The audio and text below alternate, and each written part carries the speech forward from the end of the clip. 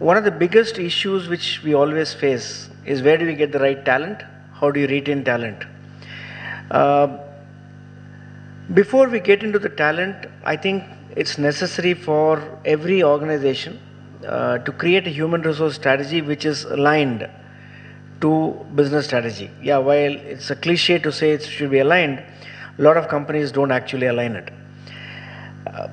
The purpose of HR is to, in my mind, are three C's for the organization.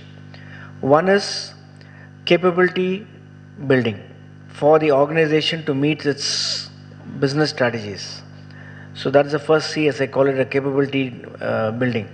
Second C, which is culture building in the organization.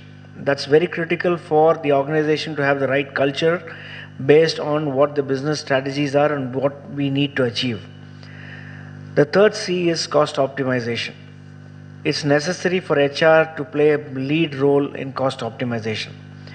Gone are the days when we used to call HR as a business partner. I think it's necessary for HR to play the role of a business integrator. We need to be part of the business, not outside the business, and stay outside the business. So if I were to start about capability building, many a times you look at capability building as basically acquiring talent, training them, and developing their skills. If you look at the overall Indian market at this point of time, Mr. Sumit also mentioned this, there are about 3 to 4 million graduates which pass out every year. But I wonder under what woodwork they are heading.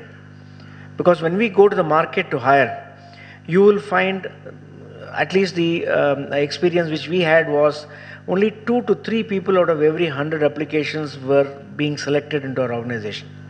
Yeah, you can say the organization was strict in selection, whatever, but even McKinsey in its report mentioned that only 10 to 12% of the people who are coming out of the colleges are employable, and another 8 to 10% will may be employed based on training which is provided to them. So there is a dearth of employable people in the organization, in the country, and as a result it directly affects the organizations like ours, where we are going to try and recruit the talent in the workplace. If I were to look at the way education system, we did speak about how it's necessary for innovation to start at the school level. I'm saying that a lot of things have to go down into the educational system. For example, in the BPO industry, when you're looking at finance and accounts outsourcing, we were going around trying to find out people with GAP, general accounting, accepted accounting principles, that experience in India. Because most of the US, all the US companies are under GAAP accounting. We didn't find a single college providing that as a subject to anyone.